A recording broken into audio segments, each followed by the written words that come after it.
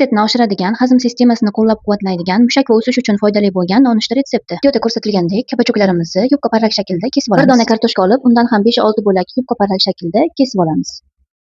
Idishchamizga 2 ta tuxum chaqib, bir chimdim tuz solib, yaxshilab aralashtirib olamiz. Bu foydali nonushtamiz nafaqat kattalar uchun, 1 yoshdan oshgan farzandingiz uchun ham balanslangan nonushta hisoblanadi. Endi bir bo'lak sir olib turib, uni ham qirg'ichdan chiqazib olamiz. Sariqlarimizni tayyorlab olgandan keyin tovaga ozgina sariyog' surib, birin-ketin kapachok kartoshkalarimizni videoda ko'rsatilgandek terib chiqamiz. Kartoshka va kapachoklarimizni terib olganimizdan keyin yaxshilab ikki tarafini qizil bo'lgungacha qizartirib olamiz. Kartoshkalarimiz qizarib chiqqandan keyin tayyorlab olgan tuxumli massamizni tovani chetlari bilan tekis qilib quyib olamiz. Bu tuxumli massamiz tovaga quyganimizdan keyin 3-4 minut davomida pishib olishi kerak. Tuxumli massamiz tovada 3-4 minut turgandan keyin sirlarimizni solib chiqamiz. Men 3-4 bo'lak pomidor bo'lakchalarini ham kesib olib, shu sir ustidan qo'yib oldim.